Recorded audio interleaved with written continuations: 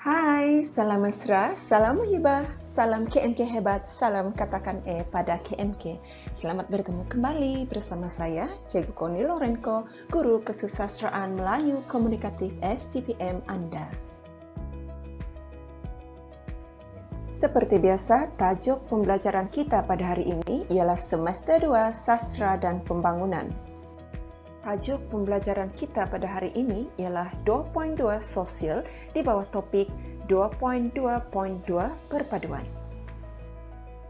Isi kandung pelajaran kita pada hari ini melibatkan 7 bahagian, iaitu yang pertama, konsep perpaduan, kedua, aspek perpaduan, ketiga, elemen perpaduan, keempat, kepentingan perpaduan, kelima, analisis perpaduan berdasarkan teks Sulalatus Salatin Sejarah Melayu, keenam, contoh soalan, dan yang ketujuh, contoh jawapan.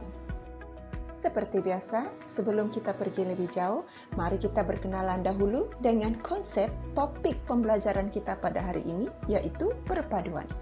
Dari segi konsepnya, perpaduan merujuk kepada perihal berpadu, bergabung menjadi satu, sepakat, dan lain-lain. Kemudian, kita lihat pula apakah aspek perpaduan yang akan kita kupas berdasarkan teks Sulalatus Salatin sebentar lagi. Antara aspek perpaduan ialah politik atau pentadbiran, ekonomi, perkahwinan, agama, pendidikan, dan ilmu. Selain itu, terdapat juga adat istiadat, budaya, kepercayaan, dan sukan dan permainan. Setelah kita melihat aspek perpaduan, sekarang kita lihat pula elemen perpaduan. Antara elemen perpaduan ialah bekerjasama, hormat menghormati, kasih sayang, tolong menolong, bertolak ansur, dan percaya mempercayai. Selain itu, terdapat juga perkongsian, taat, kunjung mengunjung, menghargai, sanggup berkorban, dan persahabatan. Setelah kita melihat aspek dan elemen perpaduan, sekarang kita lihat pula apakah kepentingan perpaduan dalam konteks pembangunan masyarakat. Di sini, Cikgu turunkan 5 kepentingan perpaduan dalam konteks pembangunan masyarakat beserta contoh peristiwa berdasarkan teks Sulalatus Salatin. Antara kepentingan perpaduan dalam konteks pembangunan masyarakat ialah yang pertama, mengekalkan kestabilan politik, kedua, mengelakkan perpecahan masyarakat, ketiga, mengangkat martabat raja sebagai lambang perpaduan, keempat, menyatupadukan golongan pembesar, dan yang kelima, untuk mewujudkan semangat kerja berpasukan. Jadi, untuk kupasan contoh peristiwanya, pelajar bolehlah teliti slide ini kerana dalam slide ini cikgu ada kemukakan contoh peristiwa.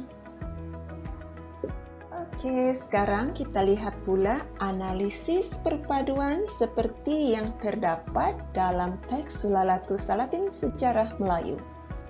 Baiklah, sebelum cikgu pergi lebih lanjut, suka cikgu ingatkan di sini bahawa sekiranya untuk perpaduan ini, pelajar perlu ingat formula, elemen, tambah, aspek. Artinya, dalam mengemukakan fakta sebagai jawapan, pelajar perlu terlebih dahulu sebut elemen perpaduan, barulah kaitkan dengan aspek perpaduan. Misalnya dalam slide ini, cikgu kemukakan elemen perpaduan ialah kasih sayang, aspek perpaduan ialah perkahwinan. Jadi, ayat faktanya, kasih sayang dalam aspek perkahwinan. Okey, kemudian kita sokong dengan contoh peristiwa yang menunjukkan wujudnya kasih sayang dalam perkahwinan yang membawa kepada perpaduan kaum. Jadi apabila kita mengatakan perpaduan kaum ini mestilah melibatkan di antara sekurang-kurangnya 2 kaum yang berbeza. Misal kata di antara kaum Melayu dengan kaum Tamil Muslim. Baik, cuba kita lihat contoh peristiwa untuk fakta kasih sayang dalam aspek perkahwinan. Perkahwinan di antara Tun Kudu yang berketurunan Melayu dengan Sri Naradiraja Tun Ali yang berketurunan Tamil Muslim telah mewujudkan kasih sayang di antara mereka berdua. hubungan kekeluargaan juga telah wujud di antara Sri Naradiraja Tun Ali dan Tun Perak kerana Tun Kudu ialah kakak kepada Tun Perak. Oleh itu, Sri Naradiraja kemudiannya menyerahkan jawatan bendahara kepada Tun Perak kerana menganggap Tun Perak lebih berhak memegang jawatan tersebut kerana Tun Perak ialah anak kepada Bendahara Sri Wak Raja yang telah meninggal dunia. Untuk isi kedua, ketiga, keempat dan kelima, pelajar bolehlah membaca slide yang cikgu berikan. Selamat membaca.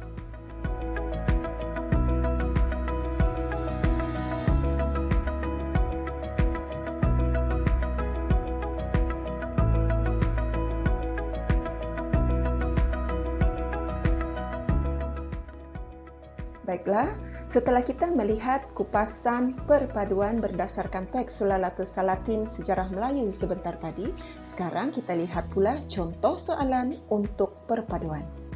Perpaduan mampu membangunkan sesebuah masyarakat. Bincangkan elemen pemantapan perpaduan di Melaka sebagaimana yang digambarkan dalam teks Sulalatus Salatin Sejarah Melayu 25 markah. Baiklah anak-anak, di sini cikgu akan turunkan contoh jawapan bagi soalan sebentar tadi. Jom kita lihat.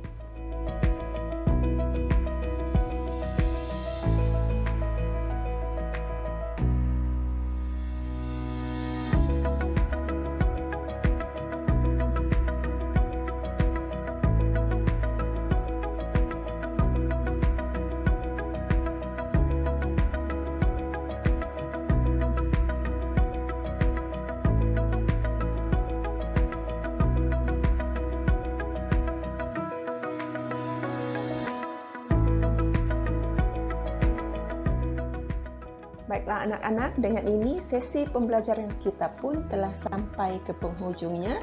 Jadi cikgu ucapkan terima kasih kepada anda semua kerana masih setia mengikuti sesi pembelajaran bersama Cikgu Connie. Sebelum berpisah, seperti biasa, ayuh kita katakan azam kita pada KMK. Katakan E pada KMK, katakan E pada KMK, katakan E pada KMK. Akhir kata, terimalah serangkap pantun daripada saya.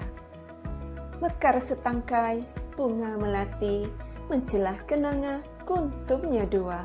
Bahan dikongsi, seikhlas hati, moga berguna buat semua. Sekian sahaja dulu perkongsian saya untuk kali ini. Semoga kita akan bertemu lagi di lain ruang, di lain waktu. Sekian, terima kasih dan bye-bye.